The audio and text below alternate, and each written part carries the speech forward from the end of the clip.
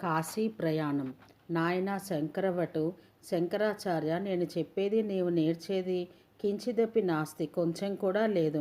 కథలు కాశీకి, గంగా స్నానం, విశ్వనాథ అన్నపూర్ణ దర్శనం, కాశీవాసం కావాలంటే రాదు. గురువాజ్ఞ ఏమంటే నీకు ఈ మూడు ముఖ్యమని గోవిందులవారు అనగానే శిరోధార్యం అన్నారు శంకర్లవారు.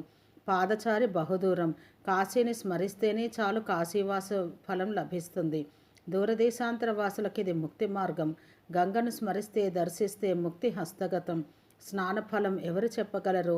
యుగాంతమందును ప్రళయంలోనూ నశించనిది శివుని ఆనందవనం, అవిముక్త క్షేత్రం, మహాశ్మశానం, అనన్య చింతన, ఆలోచన పరంపర. అలా అలా కాశీకి తీసుకువెళ్ళింది. గంగా దర్శనం శరీరం పులకింత గమనం కలిగించేది, సద్గతిని అనుగ్రహించేది.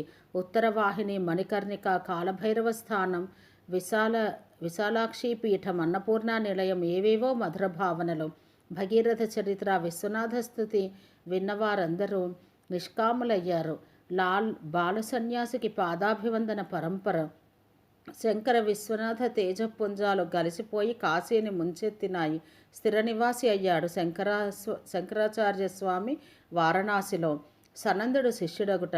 వచ్చేవారో వెళ్ళేవారో ఆ బాలస్వామికి దివ్యతేజం, పాండిత్యం, వాగ్ధాటి, తర్కం, వాదపటిమ ఇలా చాలా చాలా చెప్పుకుంటూ పోతున్న జనముఖత విన్నవాళ్ళు విమర్శలు చేయకుండా తమ భక్తి ప్రపత్తులు ప్రకటిస్తూ శంకర దర్శనం చేసుకుని తరిస్తున్నారు.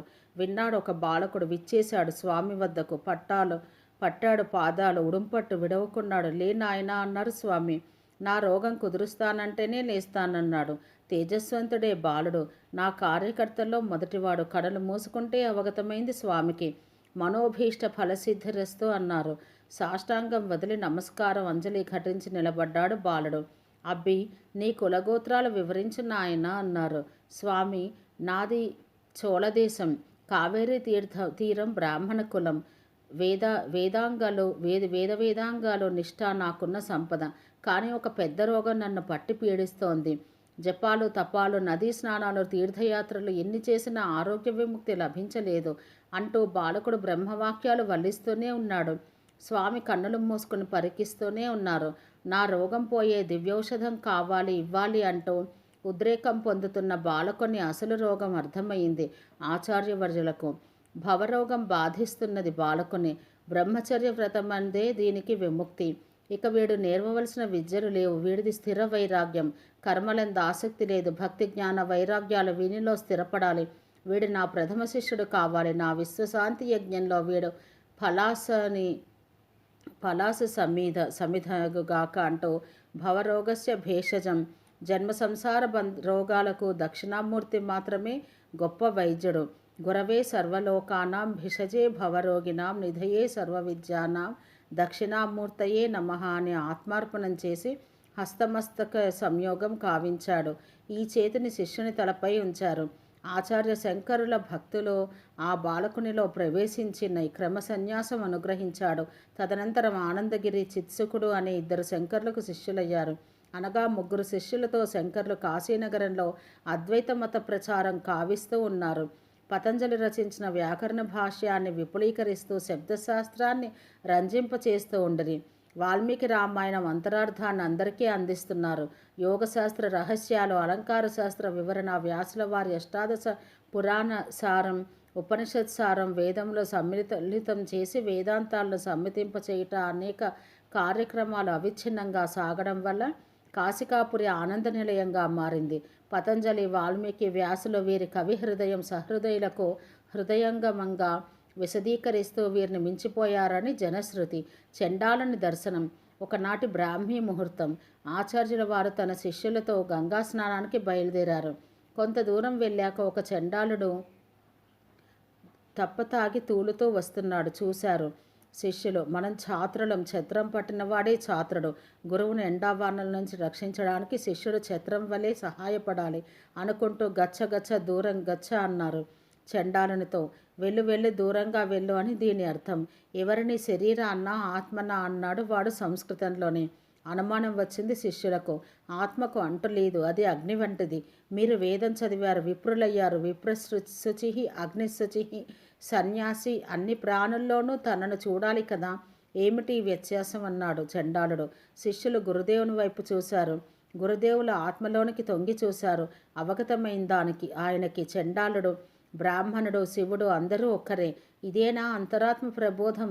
నేనే బ్రహ్మమై ఉన్నాను, నాకెందుకు ఈ భేదం అంటూ ఆలోచిస్తున్నారు. గురుదేవ, కాశీలో విశ్వనాథుడు మారువేషంలో సంచరిస్తూ ఉంటాడని పెద్దలు అన్నారు కొందరు అని సనందుడు అనగానే, శివ చండాల, చండాల శివ, అహం నహ సహ అహం, నీవే నేను, నేనే నీవు, హంస సోహం హంసోహం అంటూ చండాల్ని పాదాలపై వాలారు. విశ్వనాథుడు ప్రత్యక్షమయ్యాడు. జగమెరిగిన బ్రాహ్మణోత్తమ, నిజం తెలుసుకున్నావు, ఇక జగడం లేదు. విను, వ్యాసులవారి బ్రహ్మసూత్రాలకు అద్వైతపరంగా భాష్యాలు రాయి. ఇంతవరకు ఆ పని చేసిన వారు లేరు, నిజం తెలిసిన వారు లేరు. దుష్టమత ఖండనం కావాలి, లోకోద్ధరణ జరగాలి. నీ భాష్యం అందరి చేత పూజించబడుతుంది. దిగ్విజయోస్తు అంటూ విశ్వనాథస్వామి అంతర్ధానమయ్యారు. శంకరులు సంకల్పించారు.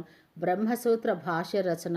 నరనారాయణ తపోవనం, బదరీవనం, సరస్వతీ నదీ తీరం, మనవు తపస్సు చేసి పవిత్ర పుణ్యభూమి. అది మానవుల జన్మస్థలం. ఆర్యావర్తం, బ్రహ్మవర్తం, వ్యాస మహర్షి ఇతిహాస పురాణాలు రచించిన సరస్వతీ నిలయం.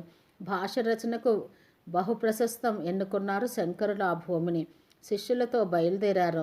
నదులు, తీర్థాలు, క్షేత్రాలు సేవిస్తూ, అడవులు, పర్వతాలు దాటుతూ, క్రూర మృగాలతో చెలిమి చేస్తూ, వృక్షఛాయలలో విశ్రమిస్తూ, పరిపక్వ ఫలాలు రాలినవి మాత్రమే పరిమితంగా సేవిస్తూ, సెలయేర్ల శీతల జలం మితంగా పానం చేస్తూ, పోతూ గంగానది పరివాహక ప్రాంత సుందర దృశ్యాలు తిలకిస్తూ, అప్సరసుల విహారాలు అంతేలే అనుకుంటూ చివరకు చేరారు. అంతేవాసులతో అనుకున్న అనువైన స్థలానికి ఆచార్యుల వారు పెద్ద మర్రి చెట్టు నీడన కుటీరం నిర్మించారు. కుర్రలు బాగున్నది, కరతల భిక్ష, తరుతల వాసం, మనసు నిండా తృప్తి.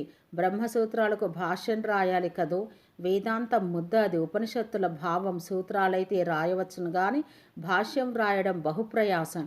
బ్రహ్మసూత్రాల గురించి కవి హృదయం తెలియాలంటే వ్యాసుల వారే తప్ప మరి ఒకరు శక్తుడు కాడు. అందుకే వ్యాసో నారాయణో హరిహి అన్నారు. శంకర సాక్షాత్ అన్నారు కనుక శివాయ విష్ణురూపాయ శివరూపాయ విష్ణవే యథాంతరణ పశ్యామి. శివకేశవులిద్దరికీ అభేదం కనుక శిరస్య హృదయం విష్ణు, విష్ణోస్య హృదయం శివ అయినది. దీన్ని బట్టి వ్యక్తమయ్యేది ఏమంటే వ్యాస సహృదయం శంకరులకి ఎరుక కావున బ్రహ్మసూత్ర భాష్య రచన శంకర దేశకులకు నల్లేరుపై బండి నడక అయినది. సునాయాసంగా భాష్య రచన సుస్పష్టంగా విస్పష్టంగా సాగింది. ఏ రోజు రచన ఆ రోజే శిష్యులకు పాఠం అవుతున్నది. అసలు బ్రహ్మ అంటే అనుభవపూర్వకంగా తెలిసినప్పుడే బ్రహ్మసూత్రాలకు భాష్యం రాయగలరు. బ్రహ్మ అంటే ఆత్మ, ఆత్మ అంటే తనను తాను తెలిసినవాడే ఈ ఘనకార్యం చెయ్యగలను. ఏదో అయిపోయింది రాసేసామనుకుంటూ చేతులు దులిపేస్తే సరిపోదు, అది అక్కడే రాలిపోతుంది. అథాతో బ్రహ్మ జిజ్ఞాస అనేది బ్రహ్మసూత్రాలలో మొదటి సూత్రం. బ్రహ్మము అనేది తెలియాలనే జిజ్ఞాస, తపన, బుద్ధిఫలం, మేధ, ప్రజ్ఞ ఉంటేనే అది సాధ్యం. సాధన దానికి సంపత్తి. అవిరళ కృషి, ఏకాగ్రత, కాలనియమం, నిష్ఠ చాలా చాలా అవసరం. శరీరము, ఇంద్రియాలు, జీవుడు, విజ్ఞానము, ఇందులో ఏది బ్రహ్మ పదార్థం? నిస్వార్థంగా వైరాగ్య భావంతో ఆత్మవిచారణ చేస్తూ, రచన గావిస్తూ, శిష్యులకు పాఠం చెబుతూ, కుతూహలంతో వినవచ్చిన మునుల సందేహ నివృత్తి గావిస్తూ 3 వారాలలో రచన పూర్తి చేశారు ఆచార్యుల వారు. భజగోవిందం భజగోవిందం భజగోవిందం మూఢమతే సంప్రాప్తే సన్నిహితే కాలే సహి రక్షతి దుఃఖంకరణే. ఇంకొక నాటి బ్రాహ్మీ ముహూర్తం. శంకరాచార్యుల వారు గంగానదీ స్నానానికి వెడుతున్నారు. ఒక విప్రుడు వ్యాకరణం వల్లిస్తున్నాడు. డుక్రుంకరణే అనే సూత్రం. ఇది ఇలా ప్రతినిత్యం జరుగుతూనే ఉంది. స్వామి చెవిన పడిందది. వయసు మలిన ఓ విప్రుడా, నిన్ను డుక్రుంకరణే రక్షించదు. ఓ మూర్ఖుడా విను, నీకు కాలం సమీపిస్తున్నది. గోవిందుని భజించము. అంత్యానికి హరినామస్మరణ అంటూ భజగోవింద శ్లోకాలు 14 వినిపించారు ఆయనకు. విన్నాడు వృద్ధుడు. భక్తి, జ్ఞాన, వైరాగ్య సంభరితమైన ఆ శ్లోక భావాలు మనసును నాటుకున్నవి. మారిందాయన మనసు. స్వామి పాదాలు ఆశ్రయించాడు. శిష్యునిగా చేరాడు.